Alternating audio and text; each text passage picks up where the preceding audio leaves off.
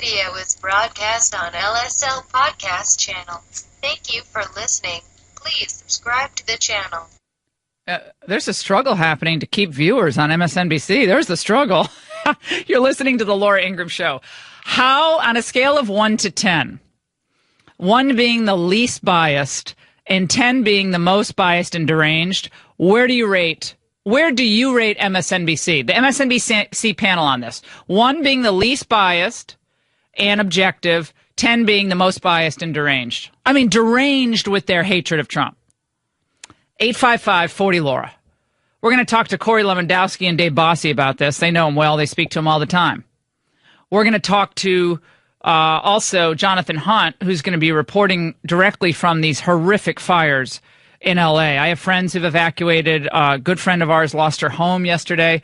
Just, the animals, the wild animals, horses.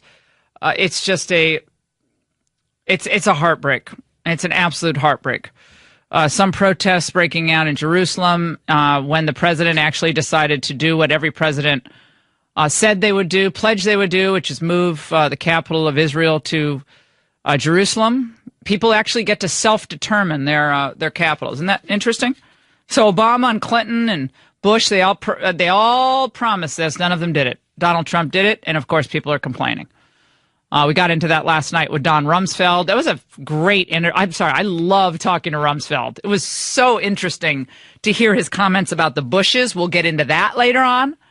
The hatred that George H.W. Bush has for Don Rumsfeld is palpable in some of his old comments a couple of years ago. Despises Rumsfeld. And if you missed the Ingraham angle, tisk, but you have to DVR us. Remember, Billionaire at the Barricades, the populist revolution from Reagan to Trump, describes the establishment's frenzy to stamp out any sign of populism. When conservative populism was rising, it wasn't just Trump they were trying to destroy, not just defeat, destroy. It was Buchanan, of course, in some ways Ross Perot, and Reagan back in 1976, who had some populist tendencies. And he wanted to shake the establishment up, and they wanted to destroy Reagan. And Reagan said, no way, I'm coming back. And I'm not describing Trump as the next Reagan, but I am saying that he was an establishment challenge, direct challenge to the establishment's rule and order. And we'll get into that also. So Billionaire at the Barricades, you can pick up your copy at Amazon or Barnes & Noble. You're out there doing your Christmas shopping. It's awesome. You'll love it. But 1 being the least biased and objective, 10 being the most biased and deranged. Just focus on MSNBC for a moment. The obvious, anyone watching that can see that he had some type of tooth issue or bridge issue. I don't know what, when you have a bridge because you've lost some teeth. That's obviously what it is. I mean, I would bet my bottom dollar. There's nothing to do with mental impairment. But when you say stuff like that, you destroy whatever credibility you might have still had. Last week, the president tweeted something about me. And a lot of people, every time he does that, people want to know why I'm not angrier. There are many things that you don't take personal from people who are struggling with certain issues because their personality changes. Oh, I'm sure Joe Scarborough wasn't angry at anything Trump sent him. How many people believe that? I got a bridge to sell you. Meanwhile, Newsweek's WEAK, Newsweek's Person of the Year. Oh my gosh, I had a chance to read that entire issue. All it is an excuse to bash Trump, the entire thing. And my question is, how does Megyn Kelly get to edge out poor old Gretchen Carlson? How did Megyn Kelly manage to get on that gig? She must have had a better publicist than poor old Gretchen Carlson didn't even get in that issue. 855-40-LAURA. Heartbreak though in California. I'm telling you, it is. This is where I always stay. I mean, my friend just happens to live right at about a mile away from the Getty Museum. So I happen to stay there all the time. And the only reason her house hasn't burned is because the fire has not jumped the 405 freeway. If it jumps, all bets are off for all those neighborhoods. So people are scrambling, and people are panicked. They've literally left their houses with whatever they could carry in their hands, their passports, and their animals, if they had dogs or cats, and that's all they could get out of there. Horrible stuff. Oh, but people are already blaming this on Trump. Did you see that? Chelsea Handler, other actors, actresses, global warming people, they're blaming it on Trump. So Trump caused the floods. Trump caused the fires. What else does Trump cause? Your hangnail. Yeah, if you get a bad hangnail, Trump caused that. It's all the stress over Trump. So even if someone committed arson, dropped a cigarette on the ground, that was because the person was angry about Trump and what he was doing to the country. No doubt about it. We're going to have some of the extra snippets from the Rumsfeld interview, by the way, his comments on Colin Kaepernick and his comments on Iraq, where we are in Iraq today, race relations. They are going to be on a bonus digital foxnews.com. So you'll be able to watch that online. We'll have that linked up. Elisa, when Tommy has that up on the site, link that up on lauraingraham.com so people can watch the extra rummy. Because we had such good stuff, we couldn't fit it all in the show. It was so good. 855-40-LAURA.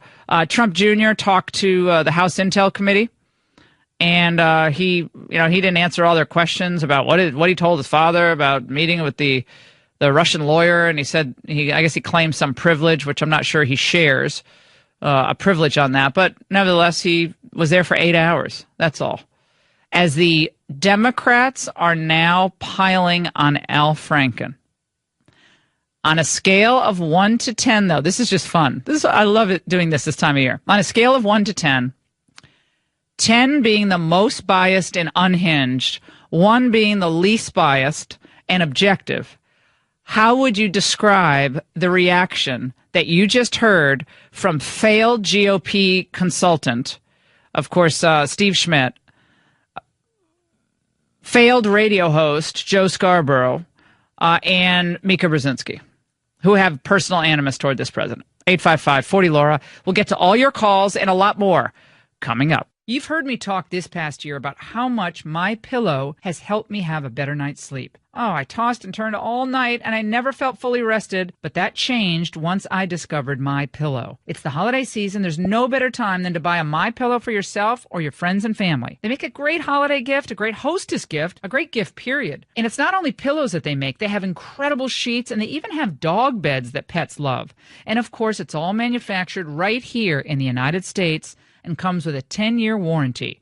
You can wash and dry MyPillow, and the best part is you get a 60-day money-back guarantee, so you have nothing to lose. Go to MyPillow.com or call them at 800-385-5164 and use the promo code LAURA to take advantage of my special buy one, get one free savings. It's the holiday season. There's no better time than to buy a MyPillow for yourself or your friends and family. So again, go to MyPillow.com or call 800-385-5164 and use the promo code LAURA to take advantage of the buy one, get one free savings. Everybody's talking about superfoods. You know, those nutritionally dense foods that are especially beneficial to your health. Did you know that beets are one of the most powerful superfoods you can put into your body? They're loaded with an important nutrient that increases your blood flow, which increases your energy. But who wants to eat a pile of beets every day? Not me. But now you can get the energy benefits of beets in a powerful concentrated superfood drink, Super Beets. Only Super Beets is made from beets grown to exacting standards, then concentrated into superfood crystals. Super Beets promotes the body's own natural ability to produce healthier circulation for increased energy and stamina all day long. So if you want the benefits of a powerful superfood, call 800-511-3640 or go to laurabeets.com. With your first order, get another 30-day supply of Super Beets free, plus indicator strips to see how Super Beets is working for you, and free shipping. So call 800-511-3640 or go to laurabeets.com today. 800-511-3640 or to laurabeets.com.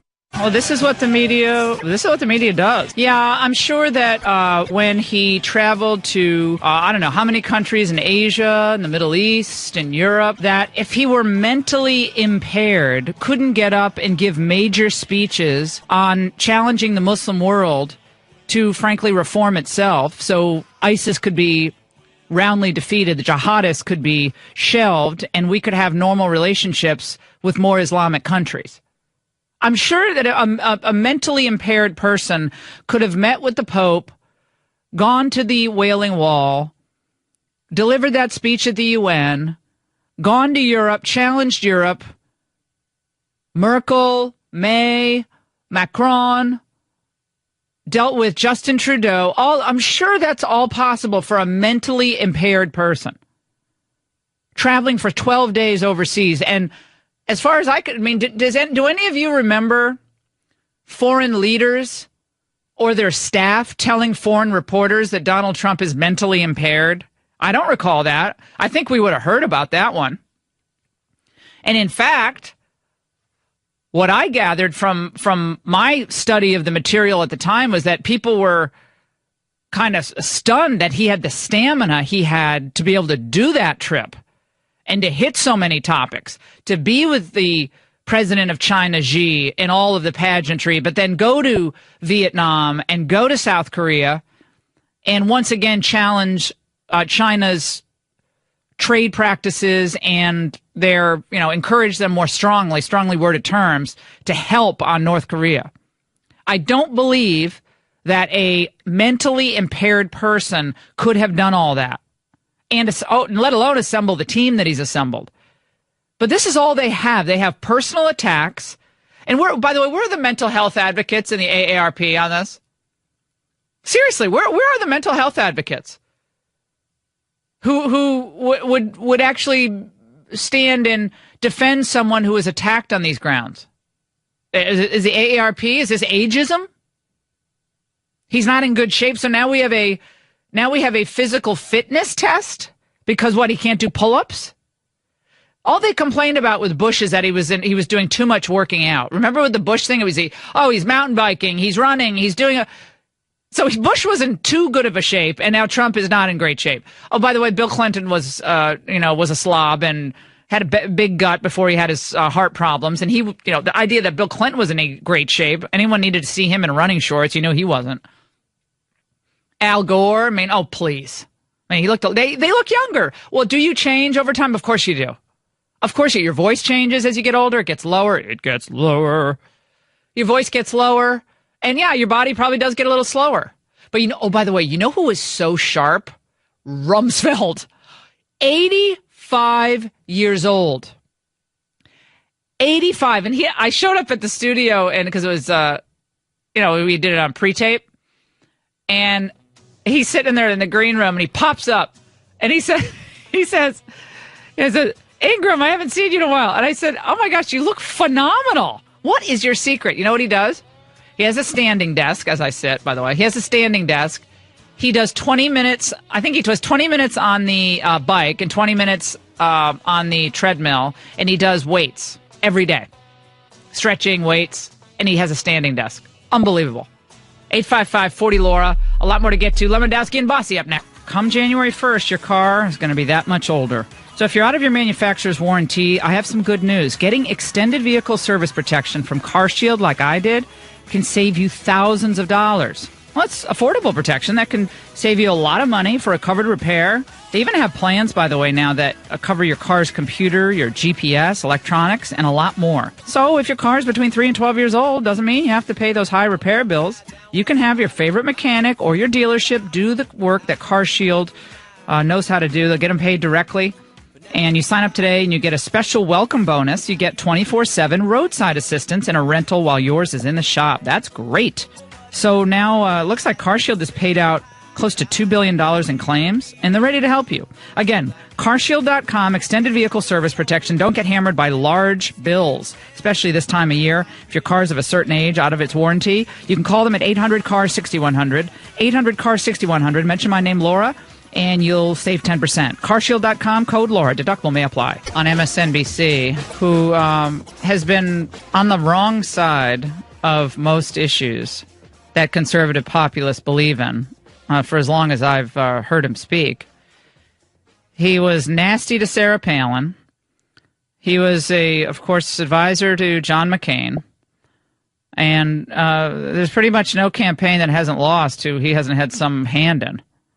There's a lot of bitterness there, and I am kind of surprised about the nastiness. Remember they used to say this about Reagan, too? Reagan was, Reagan was sleeping during the day, and Reagan really didn't have a grasp on the issues. They did a lot of the same stuff to Reagan. And obviously President Trump had some issue with his teeth yesterday. I don't know what it was, but it had nothing to do with mental impairment. It's absurd, but this is all the left has. They have personal attacks, they have identity politics, and they have Bob Mueller. Personal attacks, identity politics, Bob Mueller, because we have a phenomenal economy and a terrific cabinet, both focusing on our domestic and our foreign policy. We have a great Ingraham angle tonight you're not going to want to miss as we continue to expose the real import of the Democrats suddenly caring about sexual morality on Capitol Hill or in politics or in life. Now it's all about, Newt Gingrich called it a new Puritanism in the Democrat parties. Oh, it was hilarious. We'll play some of that for you as well. Go to lauraingraham.com and you'll be able to watch some of the best videos of the Ingraham angle and all the cool stuff that we talk about. Joining us now, I'm so happy. We had so much fun seeing them last night at the Ingraham angle. Corey Lewandowski and Dave Bossy, two really important people for the election of Donald Trump. Of course, the first campaign manager for Trump, Corey, the deputy campaign manager for Trump, Dave Bossy. They're old friends of mine, and I have an embarrassing story to tell this morning about their book party. Okay, so this book, Let Trump Be Trump, is huge. It's going to be a huge book. It's jam-packed with details about life on the campaign trail, and it's fun. It's a fun read, but it's just stuff obviously only Corey and Dave would know. So I stopped in at the Trump Hotel last night on the way into the studio to go to their book party. Because look, I have the first blurb on the back cover. I even beat Hannity and Levin, and I'm the first. Gingrich is on the bottom, and I'm on the top. I love that. So I was excited to stop by. I invited a bunch of guys from the staff here. And I walk in, there's nothing going on at Trump Hotel. And I go to the maitre d'. I said, no, where's the... Oh, I don't know about a book party. And I roll my eyes at Raymond. I said, nobody knows where this thing is. We walk around, go to the restaurant, no one there. We go upstairs, no one there. And then this guy follows us and he says, oh, I think the book party you're talking about is tomorrow night. Oh, it's so embarrassing. They join us now. Corey and Dave, how are you guys? Oh, thank you. We're better now that we heard that story. Oh my gosh, guys, it was well, maybe I'm the one with mental impairment. All right, let's start with you, Dave, because you guys still talk to the president regularly. You've known him for years. Corey's known him, obviously through this difficult campaign season, ultimately ended up being victorious. But the attacks now, which had started some time ago, including from Bob Corker, on Donald Trump's mental capacity, have now reached a fever pitch. Dave, go ahead. It's just an outrage, Laura. When a guy it sounded just like he had a dry mouth, like he needed to have a sip of something to drink.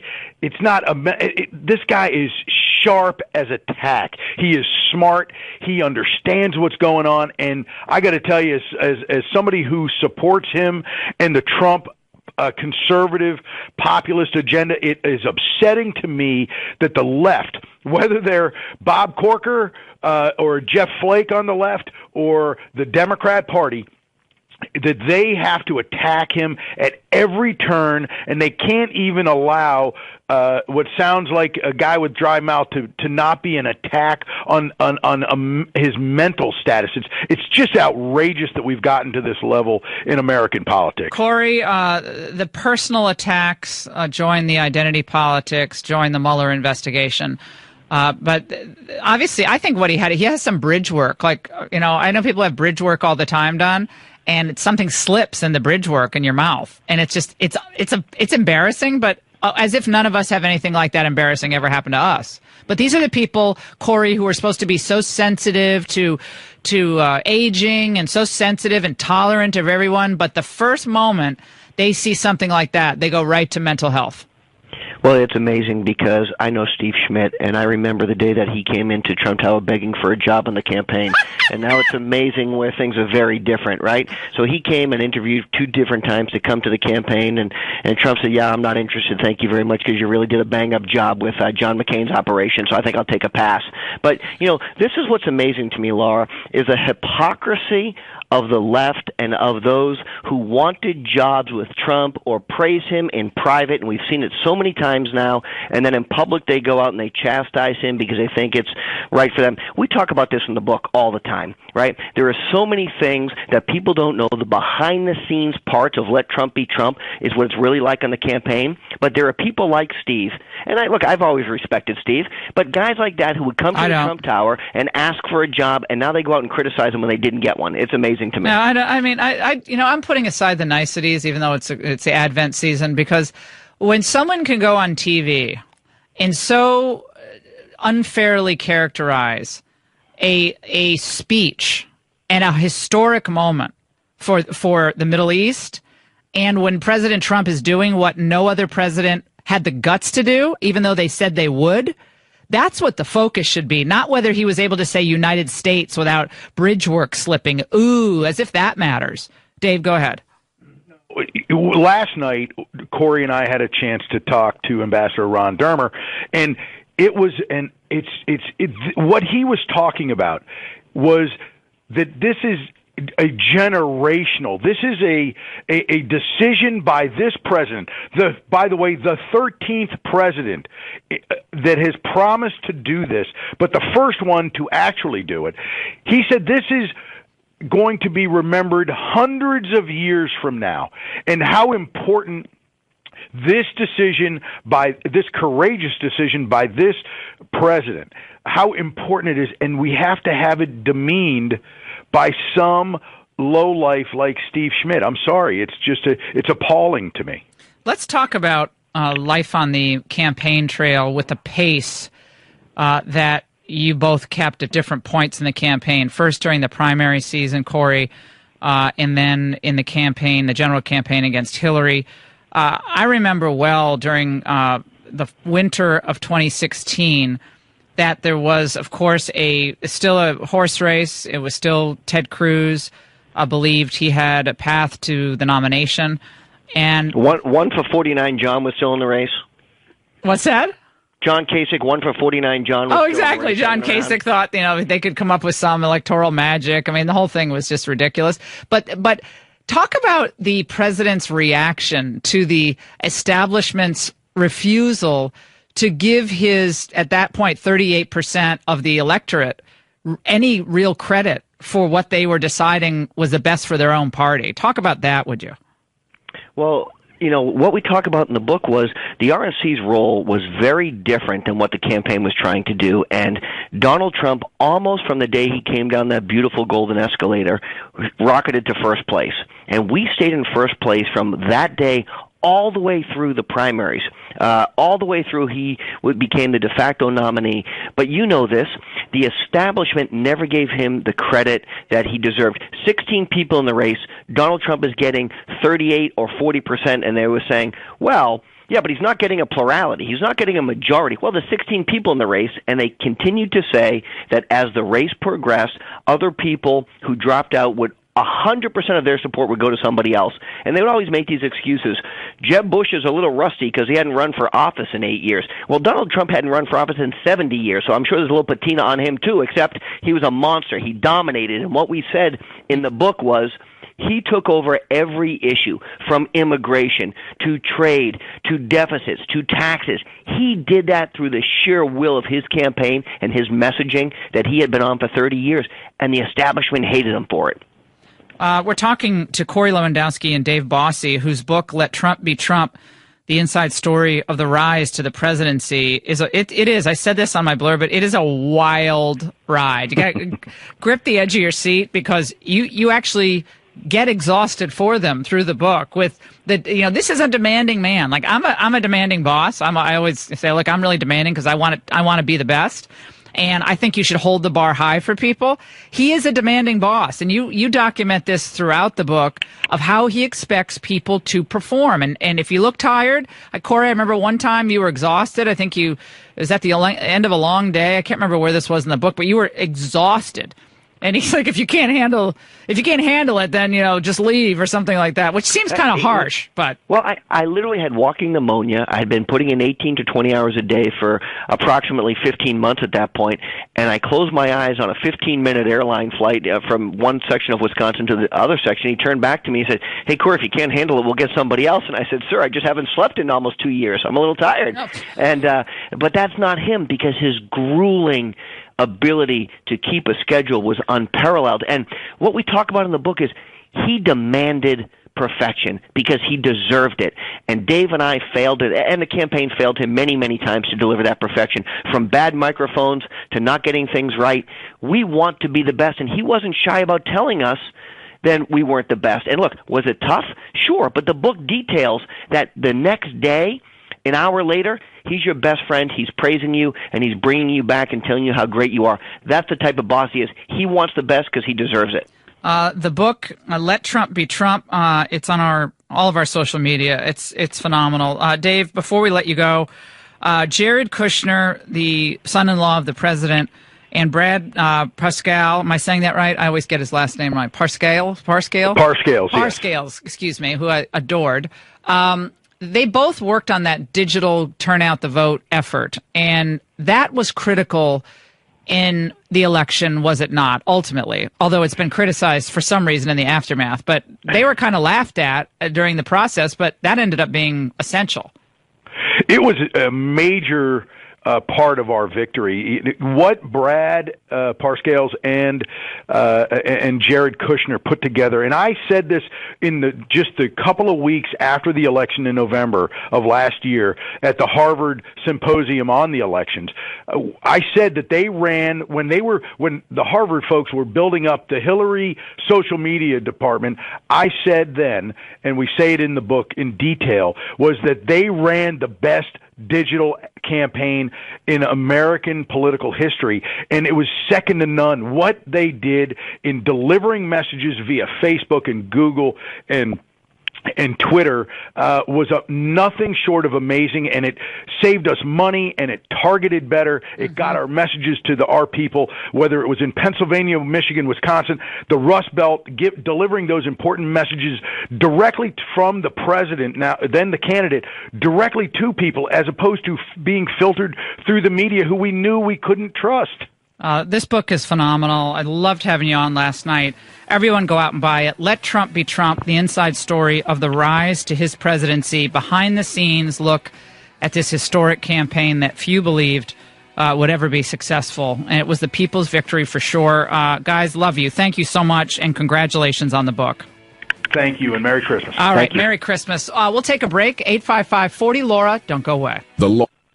Laura, I hope you use your platform to point out that, political disputes are one thing, but when you are saying things that they're saying about our president, they are placing our national security at risk.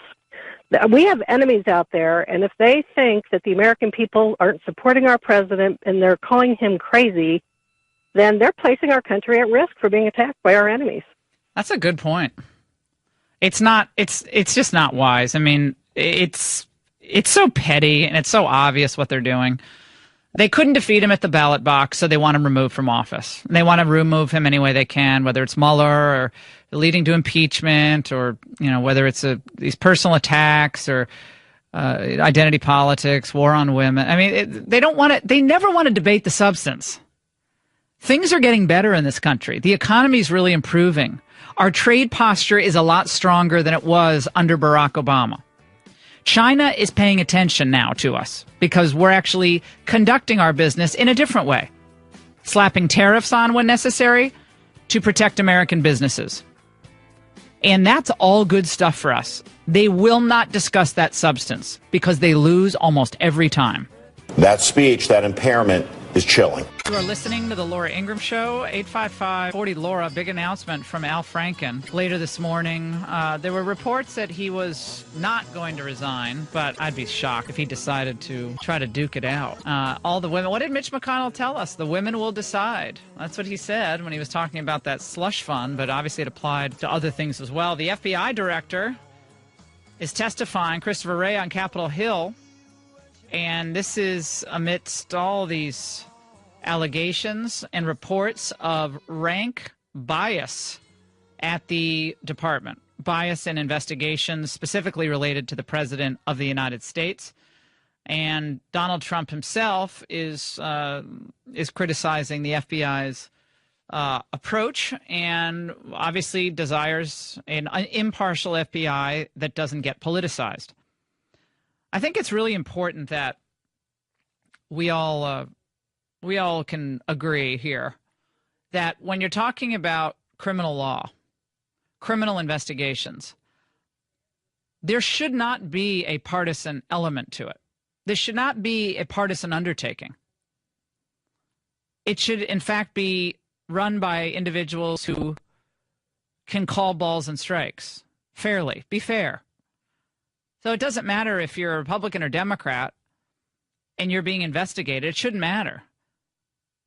Which is why it's important not to have investigators on your team who've had close personal ties to the political adversary of the person you're investigating. That's as common sense. You can ask just non-lawyers off the street, would it make sense to have individuals who worked for Obama and Hillary investigating Trump?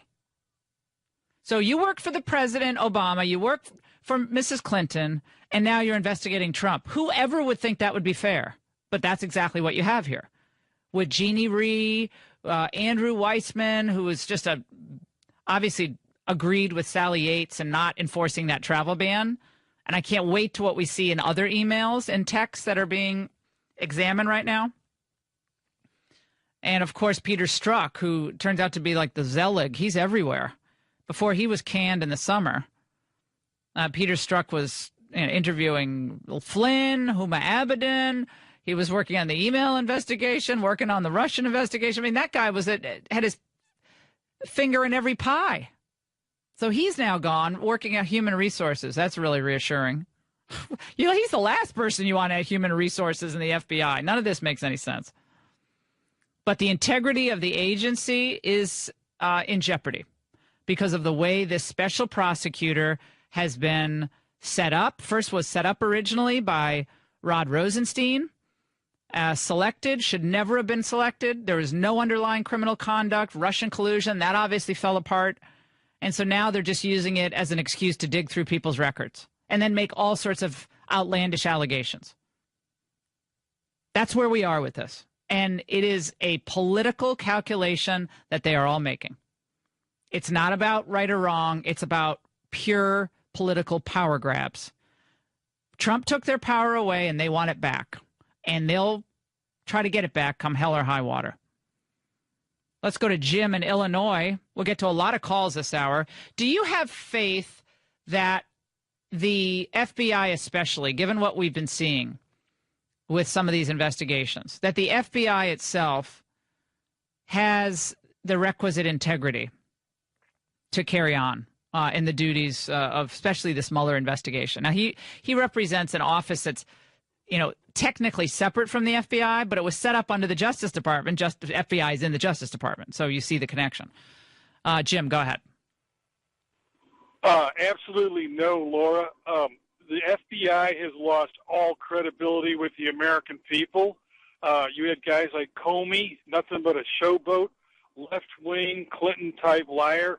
Now you've got this Mueller, who's Comey's best friend. You know he's going to cover for him and try to make him look good. This Mueller, everyone knows, is beholden to the Clintons. He is absolutely unfit to be a special counsel. The FBI has become a disgrace because of people like Comey and Mueller. Mueller should recuse himself. Either that or the Senate or somebody should kick him out.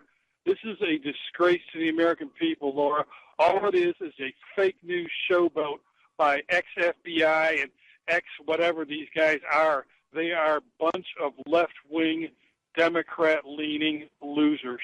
I think it's important to have investigations run in an unbiased, unassailable manner. And when you discover that someone on your team had done something inappropriate that would call into question his or her credibility or impartiality, then you have to reveal it to the public. And what happened here was Mueller did not reveal it to the public. And when Peter Strzok was removed in July of this year, Bob Mueller had an obligation, in my view, to tell the American people that one of the lead investigators had compromised himself. And it was only after document requests and FOIA requests that were finally fulfilled that we start to learn things. It's like pulling teeth to get information out of the special counsel. So if you have nothing to hide, you would say, look, we found this guy. We want to make sure that you all believe in the integrity of this investigation. We take it very seriously, and we have taken steps. We've removed him from this position. But Mueller didn't do it. Why? If there's nothing with Strzok, then why did he not reveal this to the public? Huge problem. Huge problem. That Jeannie Rhee, I think, is even a bigger problem. Again, she represented Clinton pal and Obama deputy national security advisor, whatchamacallit, Ben Rhodes. And she was in contact with the House Intel Committee setting up his interview, his closed-door interview. The only reason she didn't go to the interview is because she was already working for Mueller by then. So you're working for the adversary of the guy you're now investigating. You were working for the adversary of the guy you're now investigating. It's madness. Should have been immediately disqualified from serving in the special counsel's office. How many lawyers are in the United States that have experience in these types of investigations you could have hired, and you just happened to pick Andrew Weissman and Jeannie Rhee and Peter Strzok? No one else was available? By the way, I think this Al Sharpton deal is so transparent what the Democrats are doing. They obviously want to use Roy Moore as a bludgeon against Trump and the Republicans.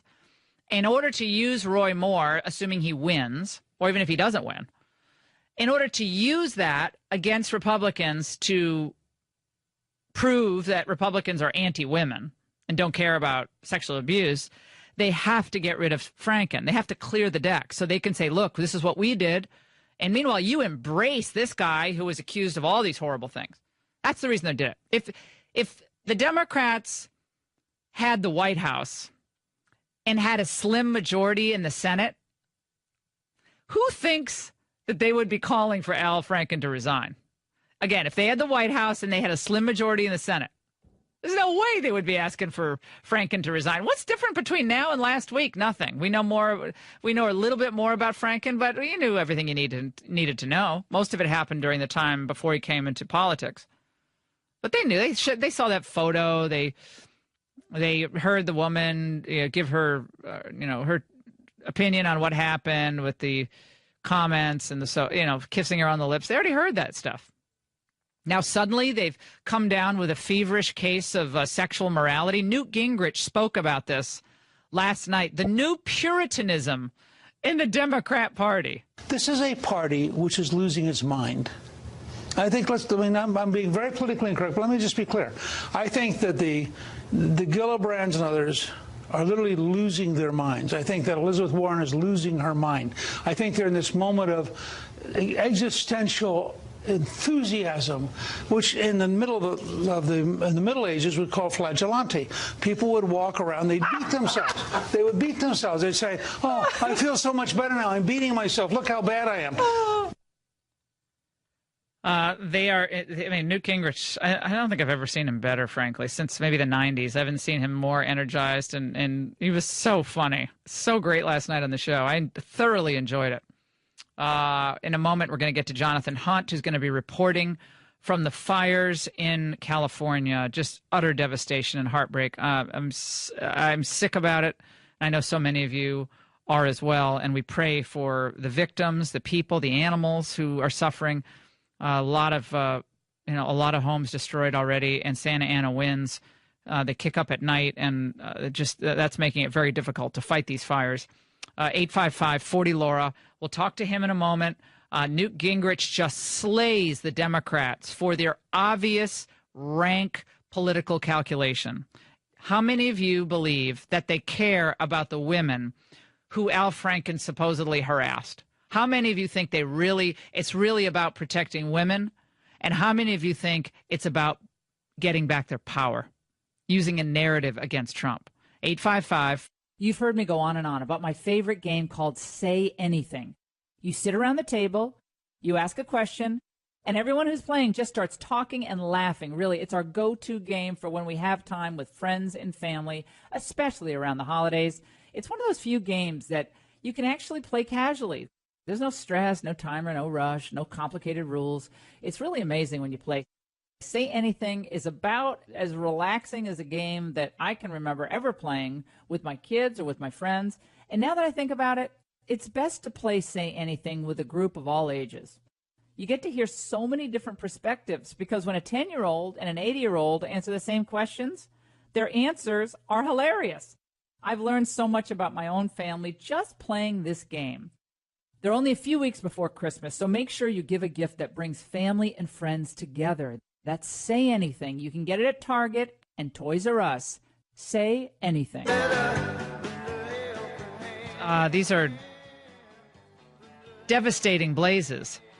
And the carnage left behind of animals and property and so many evacuating is it's almost unimaginable. And it did look like Armageddon, those videos on the 405 yesterday. We need an update, though, given the Santa Ana winds that picked up overnight. And Jonathan joins us now. Jonathan, you've been doing great reporting for Fox. Give us the latest.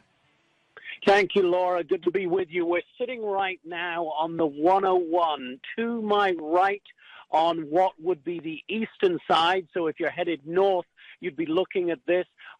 Flames are climbing up the banks just to our right. And then I look to my left, and I've been watching on the ocean side of the 101 freeway a wall of flames 20 to 30 feet high at times. They've leapt across the 101. They are now threatening a group of, I would say, 24 beachfront homes here. We're just about 7 miles north of Ventura right now. Firefighters are on the scene. They are acting with the kind of bravery and heroism that we have seen day after day this week during these fires throughout Southern California. They're doing what they can to protect those homes. But the winds, which had calmed down, I've been here since about 1 a.m. this morning. The winds had calmed down a great deal overnight, Laura. Now they've begun to pick up again, and this is going to be a very long and very difficult day for the firefighters here and throughout Southern California, Laura. Let's talk about what's happening to your south, because the dramatic video that was released from an area I know well near the Skirball Center and the Getty Museum was unreal. And there are hundreds of homes, if not more than that, in Encino and Encino Valley on the other side of the 405. So if the fire jumps across that freeway toward the ocean, then all bets are off. Yeah, that was a really frightening scene when that fire broke out next to the 405. There were 4 homes that were destroyed just off the 405 in the Bel Air area. As you well know, Laura, that's an area with a lot of multi-million-dollar homes up there. But yes, the areas you're talking about just to the other side, a lot of people live there. But the good news from that particular location today is that the LA Fire Department believes that they have that fire pretty much under control. The danger, though, always is these Santa Ana winds, and what they are saying that through the day today they could get much worse. They're putting a warning level at purple. We have this kind of color-banded warning level here that the California Forestry Division puts out. If you remember the sort of terrorist warning levels that we had post 9/11, it's color-banded like that, except that the top level for these fires and winds is purple. That level has never before been reached in Southern California. It has been reached today. So it's very dangerous. Nobody anywhere on that fire that was just off the 405 here in Ventura, where they're doing their best to put out the fires, nobody is going to let their guard down for 1 second today, Laura. It's simply too dangerous. This is so heartbreaking, and I know a lot of people were trying to save the elderly, animals, especially animals. There are lots of wild animals in the wilderness, and I know people say people are more important than animals, but it's part of our environment. It's really important for the for the continuation of life in that area, and we don't even know how bad that is. We don't, Laura. I can tell you just personally, a few hours ago in the pitch black, we managed to get on the very front lines of one of the battles, one of the many battles going here in Santa Paula, which is just outside Ventura. We were on the front lines with the firefighters there.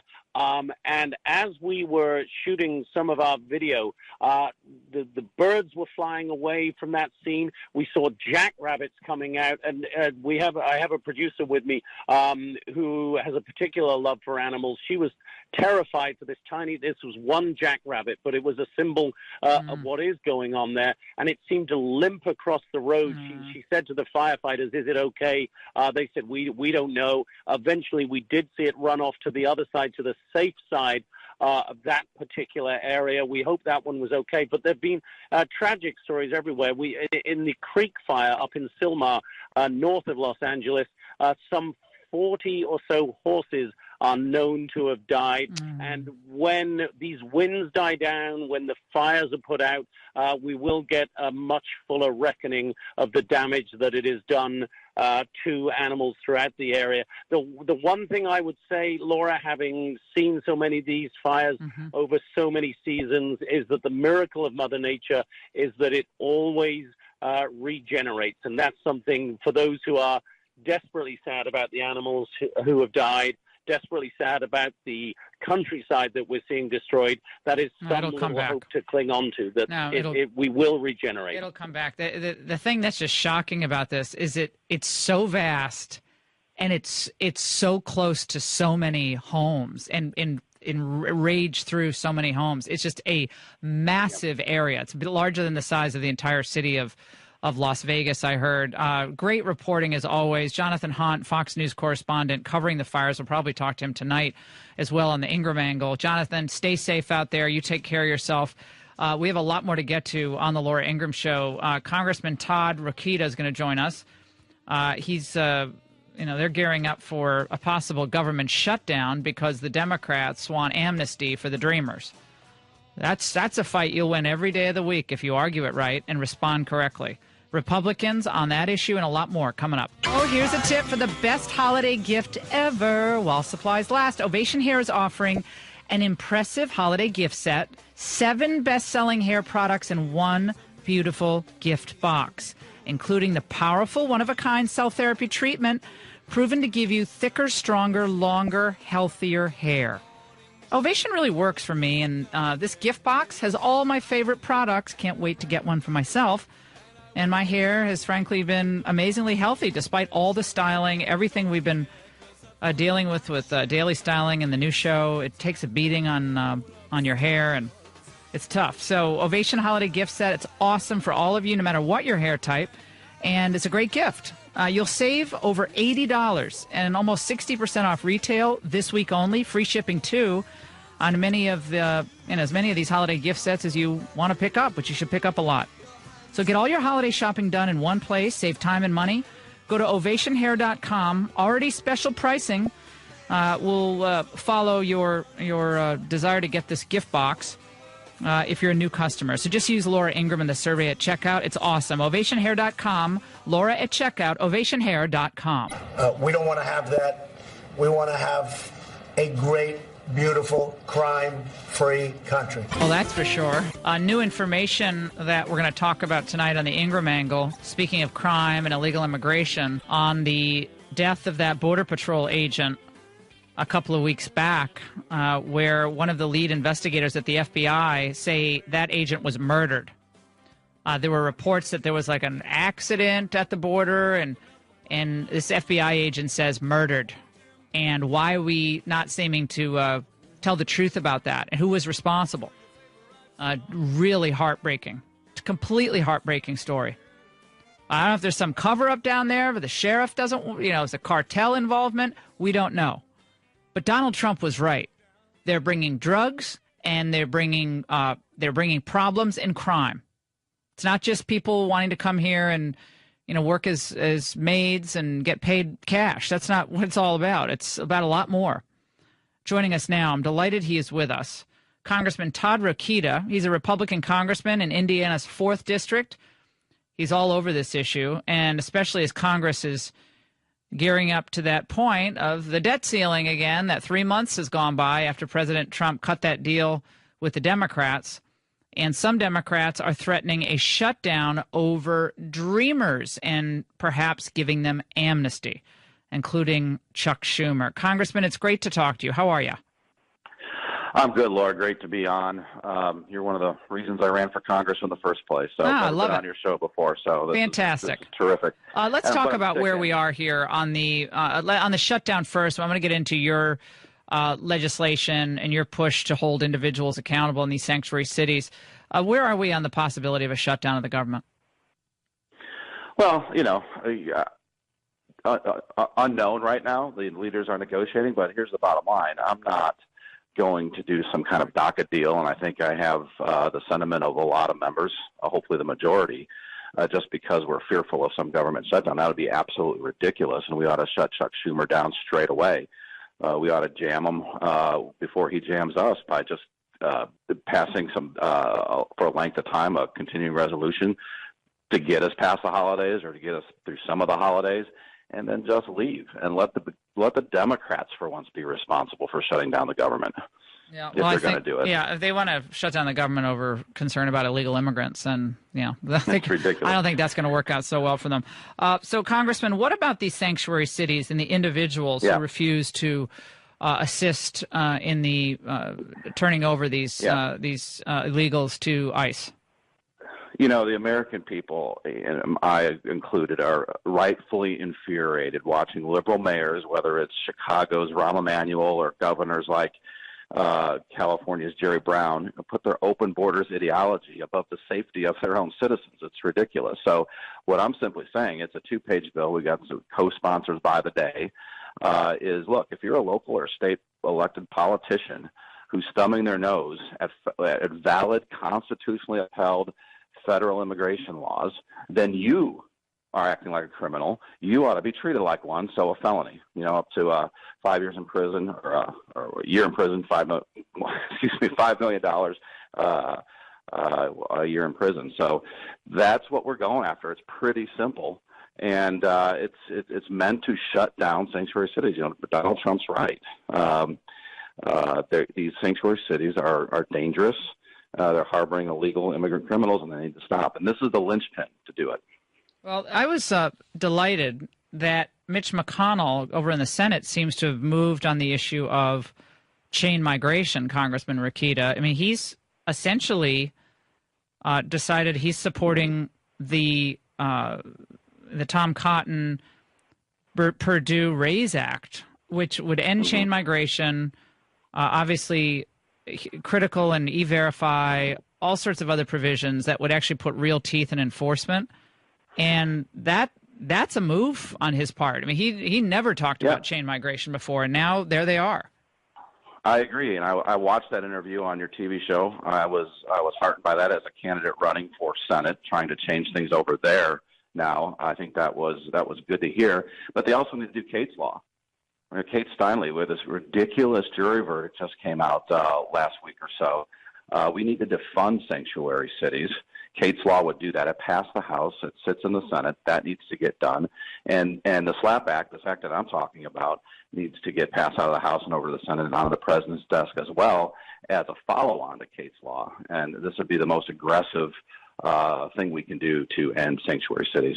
Well, I think that it's the least that the federal government can do to protect our citizenry, especially after that Kate Steinle verdict, which was just a travesty to justice. It was just, it was so disheartening on so many levels. I have this idea Congressman, that maybe you can help with, which is to have either Congress and the president approve of renaming a federal park after Kate Steinle in San Francisco. There are all sorts of little federal parks. There's these San Francisco Maritime Park, which is it has no inspiring name as it is. So and rename it after Kate Steinle, given what's happened here, as a real commemoration of her life and the fact that we don't accept we don't accept what happened to her, and we want to remember her and honor her life that way. Would you be in favor of that?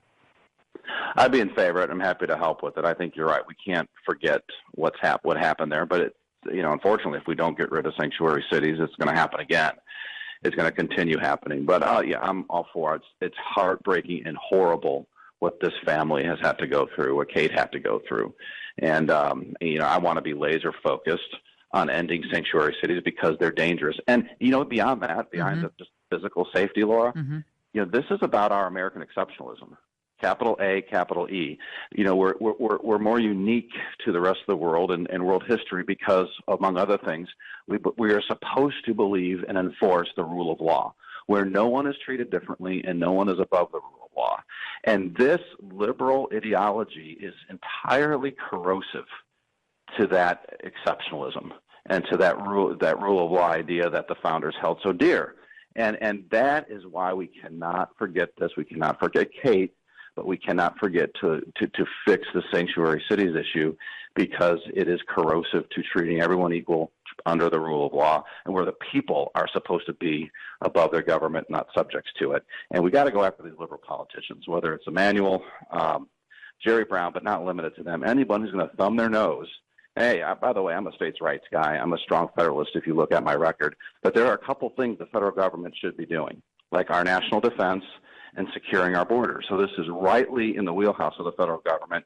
And for local liberals to just thumb their nose at this is very dangerous. Well, Congressman, go ahead. Sorry. No, physically and as a premise to our American exceptionalism. Well, I am so happy you're doing this, and I support it 100%. Congressman Todd Rokita on this issue of holding these sanctuary city officials accountable for not complying with immigration, customs enforcement officials.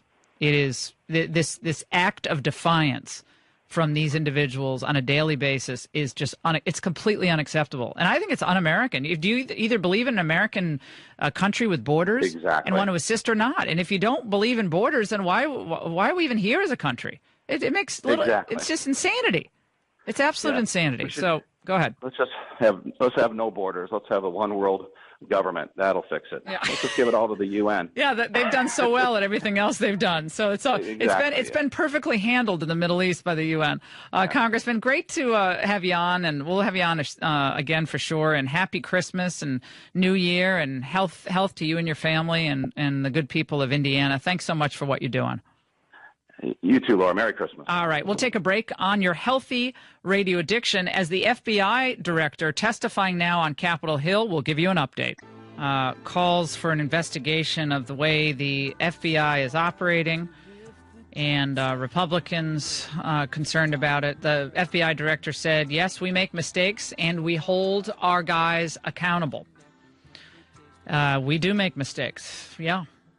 And we'll play you those sound bites when we have it. Let's dip into the live questioning of Director Wray. Right now, a Democrat, Zoe Lofgren from California, is questioning the director. Let's listen. As the former head of the Defense Intelligence Agency, the former head of the Air Force Intelligence, many of these people still had security clearances or worked for the government. So I'd like to know, the FBI was, as I understand it, correct me if I'm wrong, of these efforts for at least a year, but I am advised and informed only 2 of the targets.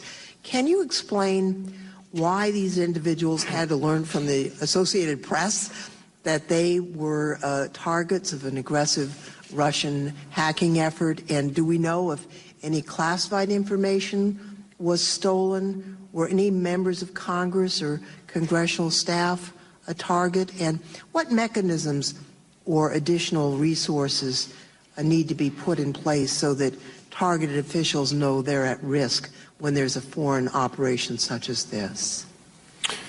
Congresswoman, I think I'm not comfortable trying to discuss this specific victim engagements in a particular investigation, at least in this setting. But I think what I can tell you, which might be helpful in response, is that we have very well-established criteria and policies and procedures for questions of victim notification in cyber Zoe matters. Lofgren is onto topics that don't relate to the, in my mind, the integrity of the FBI. But Christopher Wray's on the hot seat, no doubt about it. And their goal is to, keep America safe. There are I know a number of FBI agents who are incredible. One of my old producers is an FBI agent down in Texas, and he just rocks. He's awesome. And his buddies are great. I mean, these are great people. And I don't want people to walk away from what's happened in the special counsel investigation to think that there aren't wonderful patriots working within the agency. There are great people. But it's when you have a high stakes investigation, you need to make sure it's done right, and everybody has to be above board here. With political bias, that can't happen. And I don't think Christopher Wray has an incredible background and pedigree, and he's one of the most experienced guys out there. And I don't think people have a real reason right now to question his integrity vis-a-vis what might or might not have happened with the Mueller people. But I love how people are calling me during my show. Isn't that great? And I forget to at least I don't do that on TV and put the volume up during TV. That would be a complete nightmare.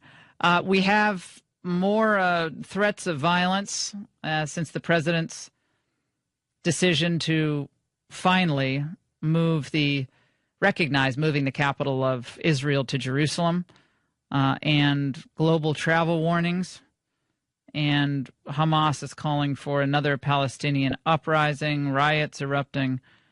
This doesn't surprise me. I asked Don Rumsfeld about this. He said it was absolutely the right decision. Absolutely. Not even a close question.